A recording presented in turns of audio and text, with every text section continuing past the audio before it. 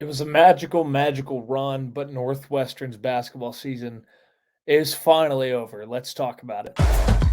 You are Locked On Northwestern, your daily podcast on the Northwestern Wildcats, part of the Locked On Podcast Network, your team every day.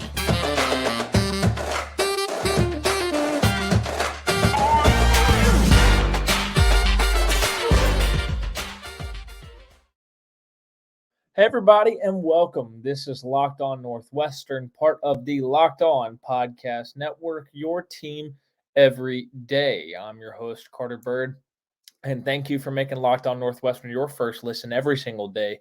We really appreciate it. We're available wherever you get podcasts, Apple Podcasts, Spotify, wherever you can find us.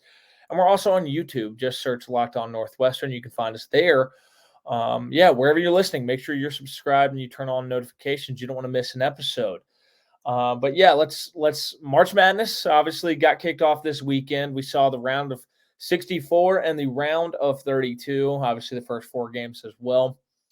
And Northwestern, they were 7 seed, making the tournament, playing 10 seed Boise State. They got that win in their second NCAA tournament ever. Won a game again, so that's great just to continue to build that momentum for the program. And then, you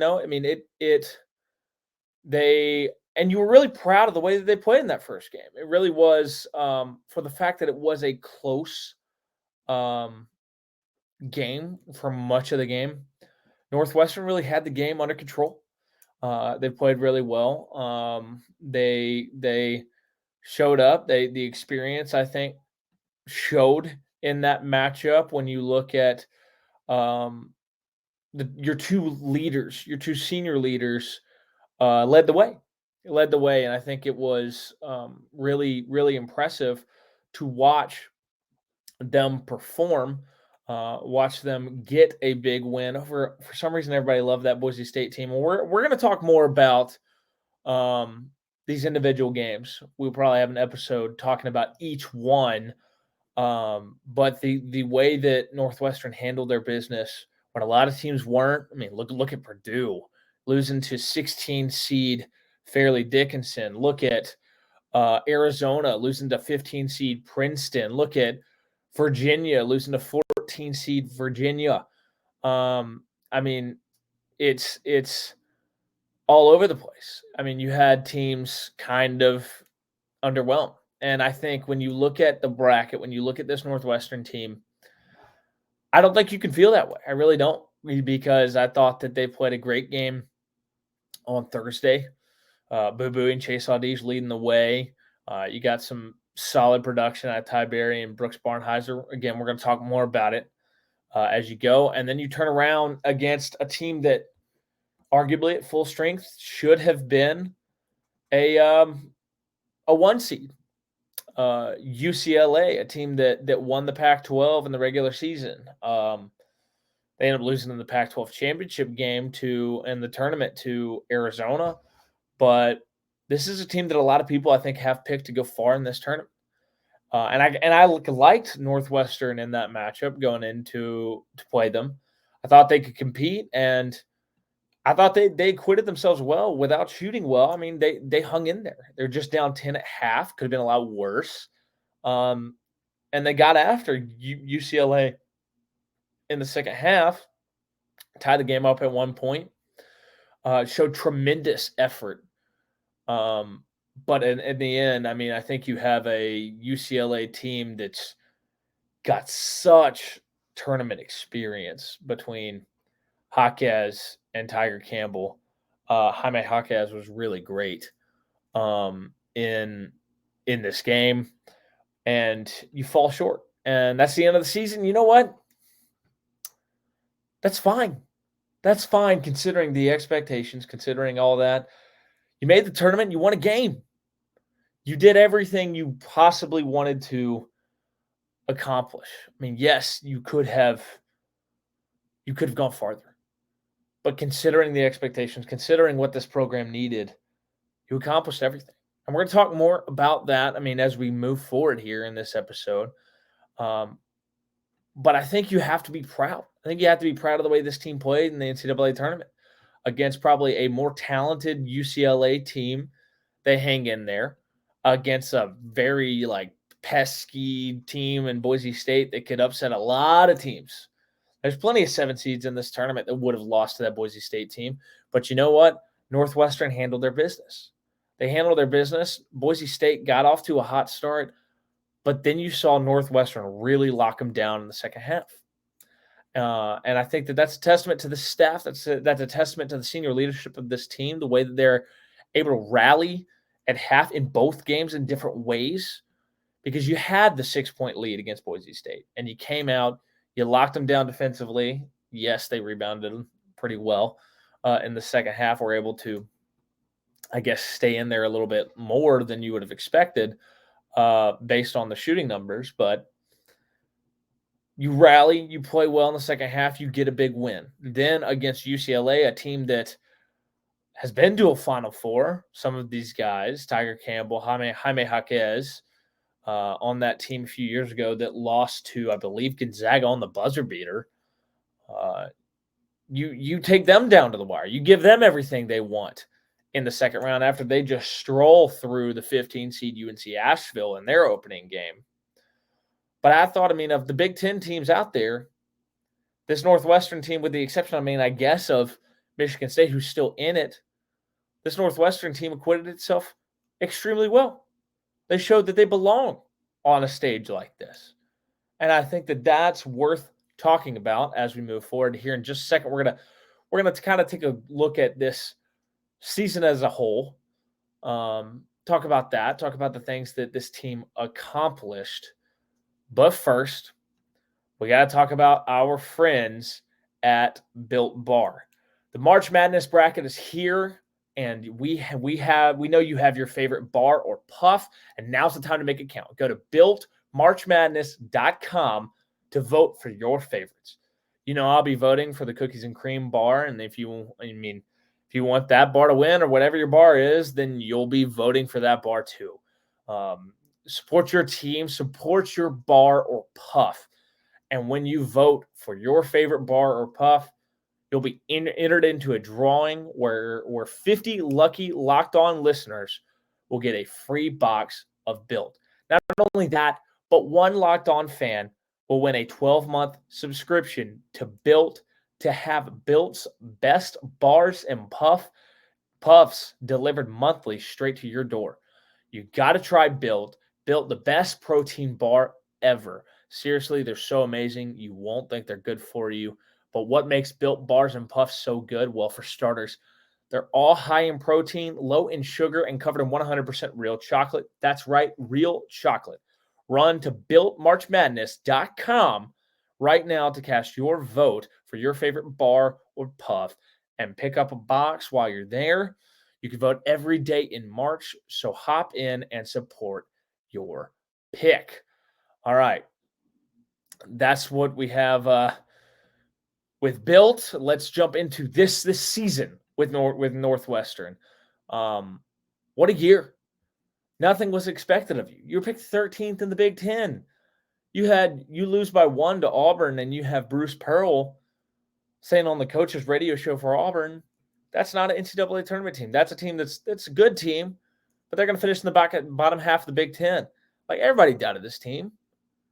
And you lose to Auburn, you lose to Pitt early, back-to-back, but you bounce back with a big win at Michigan State. You go beat Illinois at home. You go beat Indiana on the road. You have the COVID pause. You come out of that and you reel off 3 wins. Yes, then I think you get tired. You lose a couple games. But then you rebound with wins at Wisconsin, at Ohio State, at home against Purdue, at home against Indiana, at home against Iowa, all in a row. And that's when the moment when I think everybody, it was the glass shatter moment where it was like, hey, this team's for real. This team's really, really good. And I don't think anybody expected it. And they're one of the better defensive teams in the country. Yes, there were some ups and downs over the course of the year. You had a 3-game losing streak there at the end of the year, but you bounced back with a big win at Rutgers, big quad 1 win. Then yes, you lose to Penn State again in the Big Ten tournament. They just were red hot and might be just a bad matchup for this Northwestern team. The way that Northwestern really loves to trap the post, aggressively trap the post, and that Penn State team didn't love going in the post. So it was a weird matchup from that perspective. But then you make the NCAA tournament as a 17 and you get a win. I mean, what more can you ask for? This team did everything you possibly could have imagined, and then some. They won 22 games. 22 games this year.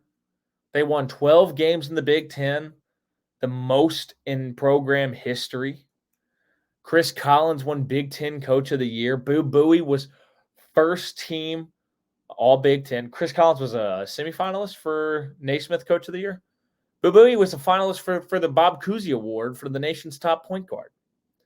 Jay Saudige, second team All Big Ten. He's a finalist for the Naismith Defensive Player of the Year. You got production. You had guys who came along really well. Matthew Nicholson, he became a legitimate player over the course of the season. Brooks Barnheiser, for a stretch of your season, was your second best player. Jay Saudige played really well in the tournament, and credit to him. But Brooks Barnheiser came miles this year, and it was really, really good. Chris Lowry won Big Ten Assistant Coach of the Year. I believe there's official title for that award. He was the inaugural winner of the Howard Moore Assistant Coach of the Year award. Chase Saudige was All Big Ten Defensive Team, All Big Ten Defensive or Big Ten Defensive Player of the Year. You got so much out of this roster that nobody expected anything from. You lost key pieces. You lost key pieces in Ryan Brown and Pete Nance to Duke and UNC. And here you were going through the regular season schedule, and you're racking up wins. You're in a good spot. You're exceeding all expectations. You're a 2 seed in the Big Ten tournament, 7 seed in the NCAA tournament. You did what everybody thought you couldn't do. And you know what? It was impressive. You love to see it. This team played really well. We're going to talk more about the future here in a second, what this team could be going forward. But first, we got to talk about our friends at FanDuel. The tournament is heating up, and now is the perfect time to download FanDuel, America's #1 sportsbook, because new customers get a no-sweat first bet up to $1,000. That's bonus bets back if your first bet doesn't win. Just download the FanDuel Sportsbook app. It's safe, secure, and super easy to use. Then you can bet on everything from the money line to point scores to threes drained. Plus, FanDuel even lets you combine your bets for a chance at a bigger payout with a same-game parlay. So don't miss the chance for your no-sweat first bet up to $1,000 in bonus bets when you go to FanDuel.com/LockedOn. That's FanDuel.com/LockedOn to learn more. Make every moment more with FanDuel, an official sports betting partner of the NBA. Thank you for making Locked On Northwestern your first listen today. For your second listen, check out our brand new podcast, Locked On College Basketball. Experts Isaac Shade and Andy Patton bring you everything you need to know on and off the court. Plus, hear from big-name experts, coaches, and players throughout the basketball landscape. Locked On College Basketball, available on YouTube and wherever you get your podcast. Love it. Very much do. But yeah, I mean, how about this Northwestern team? Not only do you exceed all the expectations, I believe when you look at the roster, I think you could see a lot of this team back. I think you could see, in theory, I think you've got Chase Saudige potentially coming back on a COVID year. Boo Buie potentially coming back on a COVID year. You look at this team, the pieces could be back.